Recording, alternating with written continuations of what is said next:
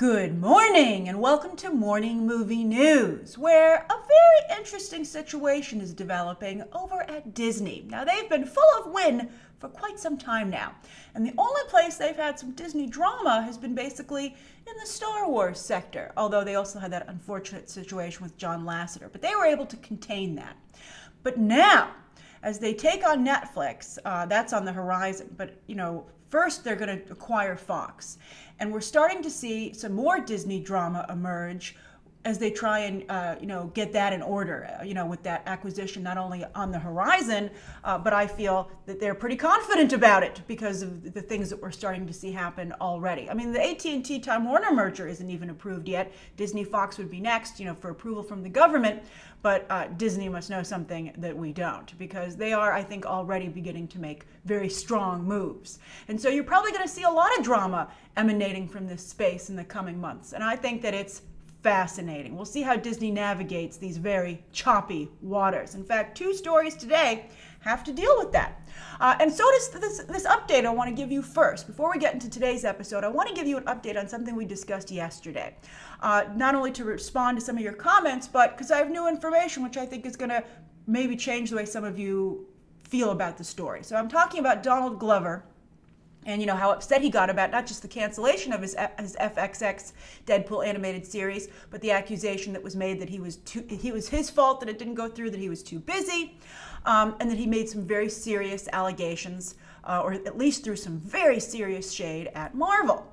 Now, I thought you would want to know that Donald Glover since then has deleted all of his tweets. That's still the case. You can go and check out his handle on Twitter. He's deleted all of his tweets, save one, and that, of course, includes the Deadpool tweets that, got him trend. He usually trends on Twitter. He's a very savvy guy, which is why that was one of the things that was so surprising about how he handled this. But I think hopefully someone on his management team was able to get to him, talk him down, and help him realize he had far more to lose than gain with the contentious course of action. Now, I also want to acknowledge that some of you felt that what he said was very important, and he shouldn't be silenced if he indeed felt that was the situation.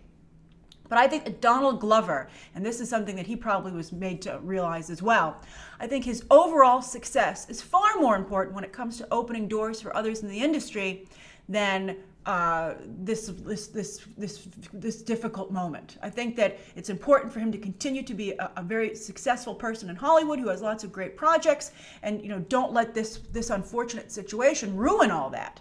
And hopefully he's able to make this whole week go away and dominate, as he should, as the new Lando. That's where he should be. That's what his focus should be. And he should want Disney to love him and promote him hardcore, because Disney is a machine, and they can, I'm sure he would love to enjoy the same success that the MCU stars are currently enjoying. And furthermore, I would like you to consider, especially those of you who sided with how Donald Glover handled this, that he ultimately did back down and delete all the tweets, and that Donald Glover felt that ultimately was the best course of action. And I want you to keep that in mind whenever you go into potentially contentious situations yourself, to not make the same mistake that Donald Glover did. Count to 10, think about what your next moves should be, because it's always better to live another day than to die out in a blaze of glory. We want Donald Glover to have a long career, not to have had a short and eventful one, right? I mean, it's still going to be eventful, but I hope you understand what I'm saying. I think this was a very good lesson in the realities of business politics.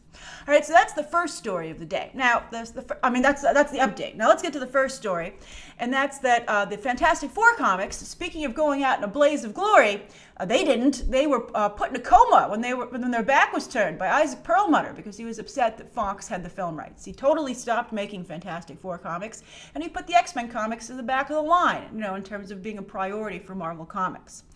But Disney, again, must be feeling pretty confident about this Fox acquisition, because they announced that they're going to be bringing back the Fantastic Four to the Marvel Comics line. And I think we all suspect that means they'll be doing other things with the property as well. By the way, yesterday with the Deadpool situation, some of you said, well, this has nothing to do with Disney at large. This is, Marvel TV. Ryan Reynolds can't be involved in this. This is Jeff Loeb.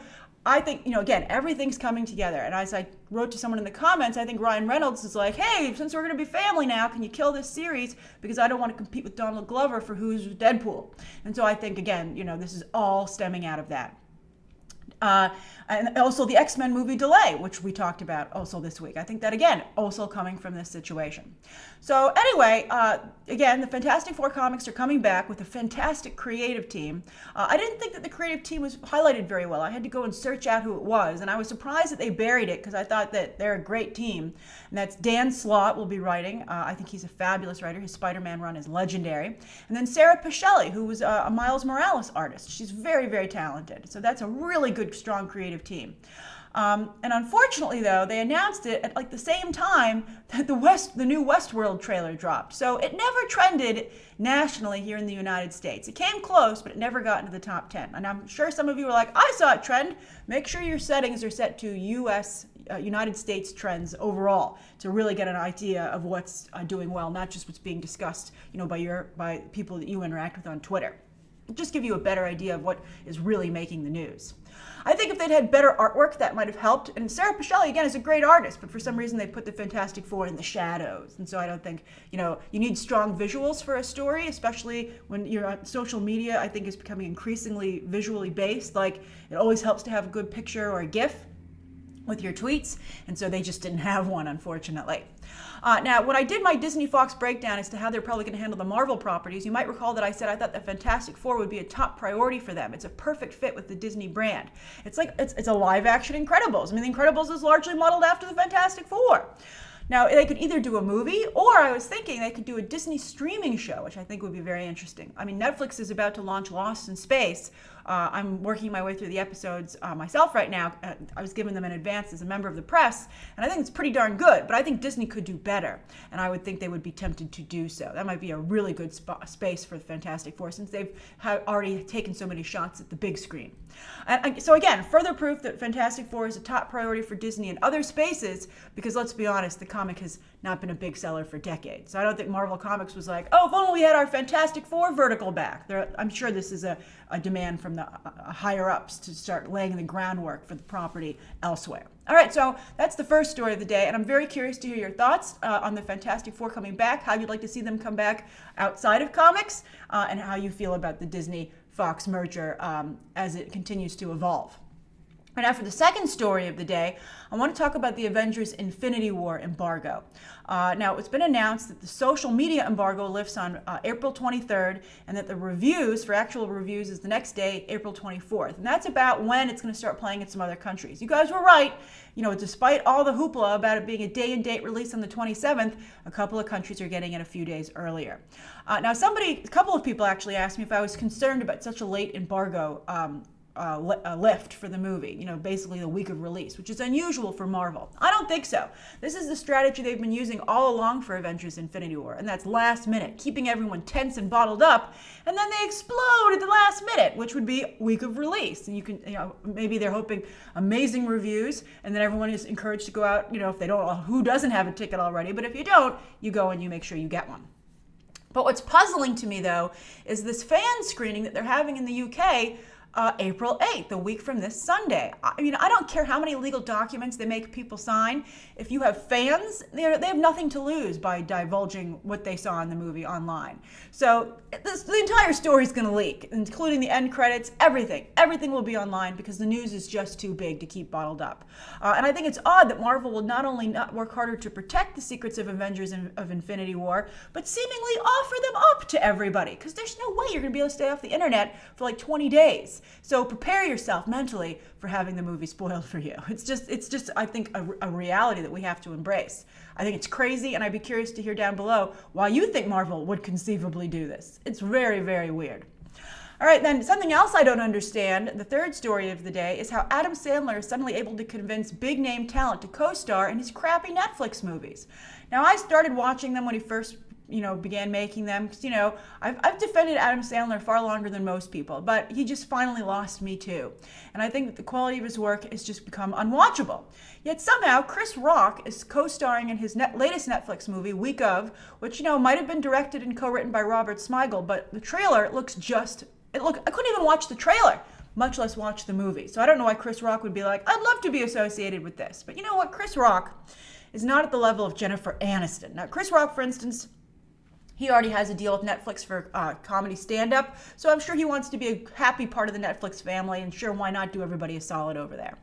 But with Jennifer Aniston, she has also now just agreed to be in Adam Sandler's next Netflix movie called Murder Mystery, and of course they're reteaming after their film Just Go With It. Now when Just Go With It came out, Jennifer Aniston was like not doing so great with a movie career. She'll always have her friends' money. That will make her a very wealthy person for the rest of her life.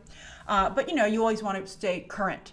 But now she has her Apple TV show coming up, you know, with Reese Witherspoon, where she's getting paid $1.25 million per episode, and there's guaranteed 10 episodes. That's a huge payday. And not only does she already have the money for a different streaming service, no less, but you think she want to protect her image going into that. You don't want to be like, what's the last thing I saw Jennifer Aniston? Oh yeah, that crappy commercial for that Netflix movie with Adam Sandler. You know, why bring down her brand like that? It's very weird to me. So what's it about? It's called Murder Mystery, and it's about Adam Sandler playing a New York police officer, or maybe detective, who finally takes his wife on the European vacation she's always wanted to go on. However, while they're there, hijinks, and they become the prime suspects in the murder of an elderly billionaire. So, I don't know, it seems like an Adam Sandler movie, and it seems like maybe a movie he would have made with Jennifer Aniston a while back. But now, I just don't get it. And I'm curious, do Chris Rock and or Jennifer Aniston make you more likely to watch either of those Adam Sandler movies if you, like me, have given up on them? You're not going to trick me, Adam Sandler. I'm not doing it. All right, so those are the three stories of the day. Now, back to Infinity War, I have a very interesting viewer question from Danny2099. And Danny said to me, hi, at Grace Randolph, possible viewer question. How do two people direct a movie? Or how can a movie have two directors? Do you think more movies would benefit from this? Just a thought as I rewatch Winter Soldier, my favorite MCU movie on the road to Infinity War, which of course is also directed by the Russo brothers. Well, great question, Danny, but I do not think that more movies would benefit from two directors. I think that it has to be a voluntary choice. I think that, forcing people to team up together would really be a creative disaster. And I think that for the most part, two directors don't work, because here's the situation. When you have two directors, it's a shared creative vision. You're directing by committee. So it works really well when you're doing it with someone you already have a very good relationship with. For instance, a spouse like Anna Boden and Ryan Fleck, who are directing the upcoming Captain Marvel movie, or a sibling like the Wachowskis or now the Russo brothers. Because the way it works is you basically make all creative decisions together on a movie. When the director of photography or the costume designer or an actor comes up and asks you a creative question about making the movie, either both people have to think it over and give a joint answer, or one answers and the other observes and can chime in and can weigh in on that advice or that what they want done. And then as for prepping, usually the storyboards, etc., will be done together beforehand, or maybe they'll divide up the work. But basically, it's two people acting as one. So it really depends on your personality. And I think for the most part, directors who, it's like for imagining being a co-leader, right? I mean, a lot of people just are like, no, buck stops here with me. I don't want to, have to do this as a group. Filmmaking is already a group activity. Keep that in mind. But when it comes to it's like being a joint conductor. I think for most people, it just wouldn't make sense, to have to, because do you have a really strong creative vision, or do you just have a general idea that you can shape with the help of somebody else? So I think that's why you see so few directing duos, because I think for the most part, the personality that it takes to want to be a director thinks that sounds horrible, and would never want to do that. But some people enjoy working that way. But that's how you have two directors. It's really, I guess you could almost consider it like parenting, right? Both parents making decisions together about how the child turns out. I guess you can think of it that way. But for the most part, that's not the metaphor they would use for directing. They would use a conductor or a military leader, battalion leader, etc., and want the crew and cast to look to just one person for that leadership. So interesting. I'd be curious to hear what you guys think. Could you see yourself directing with somebody else? Would that be something you'd be interested in? But again, I do not think that forcing people to do that, as a rule would be a good idea. I think it has to be something that they want.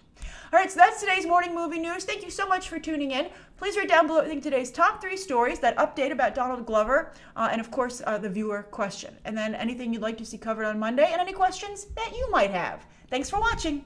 Bye.